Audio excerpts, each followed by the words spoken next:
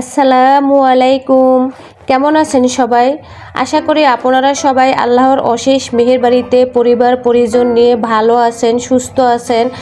আমিও আলহামদুলিল্লাহ আল্লাহর অশেষ মেহেরবাড়িতে আমার পরিবারের সবাইকে নিয়ে ভালো আছি। নতুন দিনে আজকে আরেকটি নতুন ভিডিও নিয়ে চলে আসলাম আপনাদের মাঝে। আজকের ভিডিওটি সংসারে কাজকর্ম দিয়ে সাজাইনি, অন্যভাবে সাজিয়েছি। আশা করি সম্পূর্ণ ভিডিওটি জুড়ে থাকবেন। দেখতে দেখতে আপনাদের ভিডিওটি ভালো লাগবে। ভিডিওটি স্কিপ করে না দেখে সম্পূর্ণ ভিডিওটি দেখতে থাকবেন। আশা করি আজকের ভিডিওটি আপনাদের ভালো লাগবে। আজকে এই যে আমি আপনাদের প্রথমে নিয়ে আসলাম আমার ছাদে আমি বাগান করেছি, সেই বাগানটাই আজকে আপনাদের সাথে শেয়ার করব।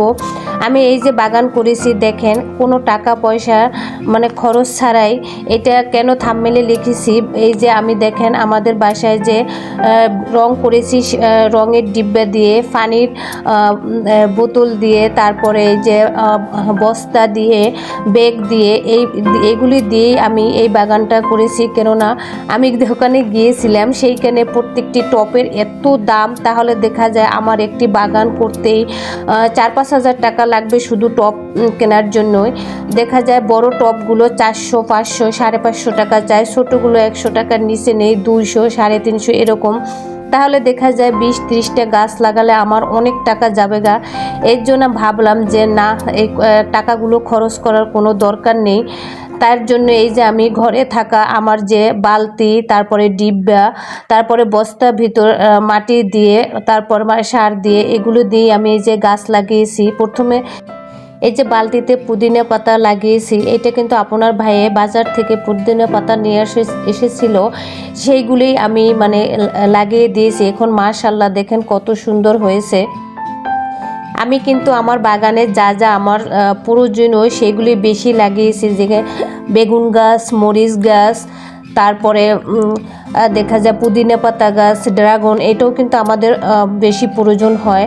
এই যে দেখেন মরিচ গাছ, আমি কিন্তু 3-4 রকমের মরিচ গাছ লাগিয়েছি। তারপরে এই যে লেবু গাছ লাগিয়েছি, লেবুটা আমাদের নিত্য প্রয়োজনীয় একটি জিনিস, এটা আমাদের সব সময় লাগে। আমি কিন্তু ফুল গাছ তেমন একটা লাগাই নাই, কেননা ভাবলাম যে এগুলো লাগিয়ে লাভটা কি।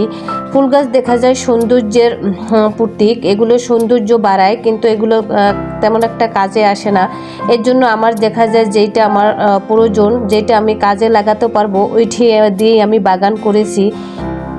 3-4টা ফুল গাছ আছে, ওইগুলি আমি লাগাইনি, ওইগুলো আমার বড় ছেলে রাফসান ও লাগিয়েছে। কেননা আমার বড় বাবাটা আবার দেখা যায় ফুল গাছ খুব পছন্দ করে, এর জন্য মাদ্রাসা থেকে এসে এগুলো কিনে নিয়ে এসে তারপর এগুলো ও লাগিয়েছে। তারপর একটা বালতি দেখেছেন, ছোট ফাটা বালতি, ওইটা আমি গাছ লাগাতে পারতেছিলাম না, তারপর আমার বাবাটায় বুদ্ধি করে সুপারগুলো আর মাটি দিয়ে লাগিয়ে দিয়েছে। আপনাদের কিন্তু দেখিয়েছি, এই বুদ্ধিটা কিন্তু আমার মাথায় ছিল না, আমার বড় বাবাটার বুদ্ধিতেই কিন্তু এই যে যেখানে পানি দিতেছি এই বালতিটার এই সম্পূর্ণ কিন্তু সুপারগুলো দিয়ে লাগিয়ে আমার বাবাটা লাগিয়ে দিয়েছে। আমার বড় বাবাটার জন্য আপনারা সবাই দোয়া করবেন, আমার বাবাটা যেন তাড়াতাড়ি হাফেজ হয়ে বের হতে পারে, ওই আল্লাহ তাআলা যেন ওকে তাড়াতাড়ি হাফেজ হওয়ার তৌফিক দান করে। সবাই আপনারা দোয়া করবেন, আমিন। তারপরে এই যে আমি ভাবলাম যে গাছে একটু এখন পানি দিয়ে নে, বিকেলবেলা বা দুপুরের পর থেকে, রমজানে আমরা দুপুরের পর থেকে খুবই ব্যস্ত থাকি, তখন আর আমরা সময় পাবো না। তারপরে গাছে পানি দিয়ে চলে আসলাম। আমি আপনাদের সাথে গত ভিডিওতে বলেছিলাম যে আমি কিছু গরমের জন্য সুতি জামা বানিয়েছি, সেগুলোই আপনাদের সাথে আজকে শেয়ার করব।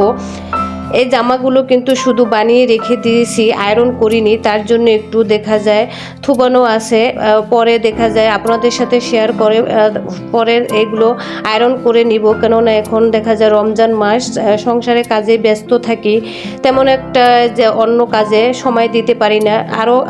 আরও একটা কাপড় আছে, ওইটা দিয়ে জামা বানাবে। এই যে এই 3 পিসটা দেখেন, আমি এইভাবে কাজ করেছি।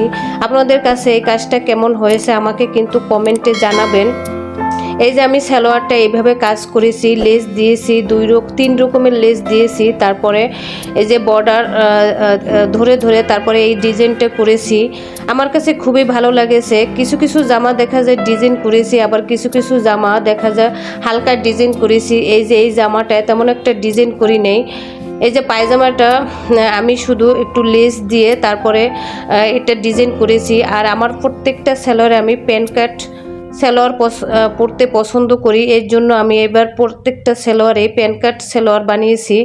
এই যে হাতাটা একটু লেস দিয়ে তারপর এটা ডিজাইন করেছি, আর কোনো ডিজাইন করিনি। এটা 3 পিসটা কিনেছি সুতি, কেননা গরমে দেখা যায় আমাদের সুতি জামা পরতে খুবই কমফোর্টেবল মনে হয়।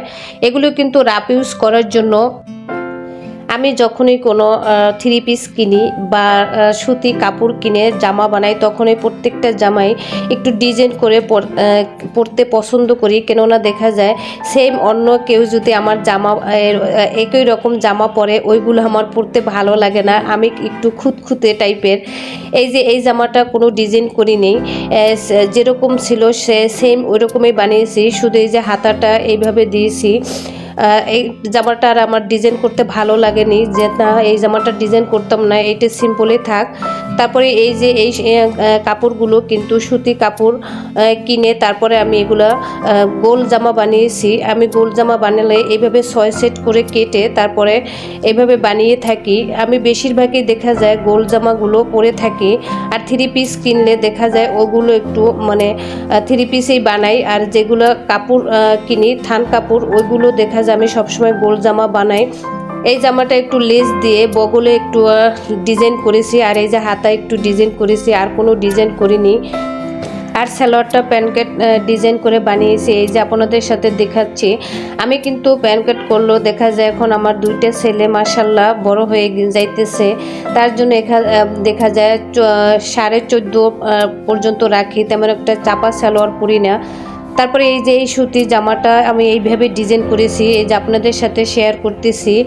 এগুলো কিন্তু বুদম লাগিয়ে দিয়েছি আর বগলে ডিজাইন করেছি। আর এই জামাটা একটু মানে হাতাটা ছোট হয়ে গিয়েছিল, তারপরে কেটে মাঝখানে আবার জোড়া দিয়ে এইভাবে পাইপিং দিয়ে আবার হাতার মাথায় দেখা যায় লেস দিয়ে এইভাবে বানিয়েছি। আপনাদের কাছে প্রত্যেকটা জামার ডিজাইন কীরকম হয়েছে আপনারা কিন্তু কমেন্টে জানাবেন। এই সালোয়ারটাও দেখা যায় সিম্পল বানিয়েছি, আর কোনো ডিজাইন করিনি। এই যে দেখা যায় আমরা গৃহিণীরা নিজেরা যদি নিজেদের কিছু কাজ পরিবারে নিজেরা করতে পারি, দেখা যায় সংসারে আমরা কিন্তু এক্সট্রা কত টাকা বাঁচাতে পারি।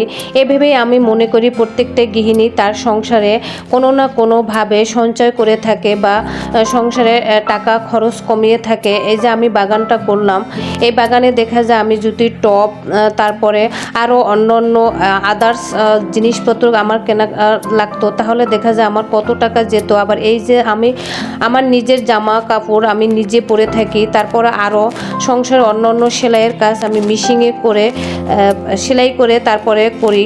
এগুলো দেখা যায় আমার বছরে আমি প্রায় অনেক টাকা আমার সংসারে খরচ বাঁচিয়ে থাকি। এইভাবেই আমি মনে করি প্রত্যেকটা পরিবারে তা একজন গৃহিণী এইভাবেই তার সংসারে সে কোনো না কোনো উপায়ে সঞ্চয় করে থাকে বা সংসারের খরচ কমাতে সাহায্য করে থাকে। তারপরে এখন আমি একে একে সব জামাগুলো ভাঁজ করে রেখে দিব। আপনারা যারা এই মুহূর্তে আমার ভিডিওটির সাথে আছেন একটি লাইক দিতে ভুলে গিয়েছেন, প্লিজ এখন একটি লাইক দিয়ে আমার ভিডিওটি কন্টিনিউ করবেন। আপনার একটি লাইক দেখা যায় আমার ভিডিওটি আপনি দেখার সাথে সাথে আরও অনেকজনকে দেখার সুযোগ করে দিবে। আর আমার ভিডিওটি কোনো অংশে কথা কাজ যদি আপনাদের ভালো লেগে থাকে তাহলে আমার চ্যানেলটিকে একটি সাবস্ক্রাইব করে নিতে পারেন। আর অবশ্যই কিন্তু পাশে থাকা বেল অপশনে প্রেস করে নেবেন।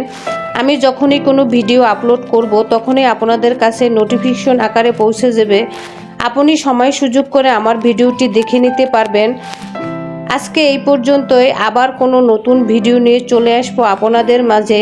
আপনারা সবাই ভালো থাকবেন, সুস্থ থাকবেন। আল্লাহ তাআলা যেন আপনাদের সবাইকে 30টি রোজা রাখার তৌফিক দান করে। আর আমার পরিবারের সবার জন্য দোয়া করবেন, আমার জন্য দোয়া করবেন। আল্লাহ তাআলা যেন আমাকে 30টি রোজা রাখার তৌফিক দান করেন। সবাই ভালো থাকবেন, সুস্থ থাকবেন। আজকে এই পর্যন্তই। আল্লাহ হাফেজ।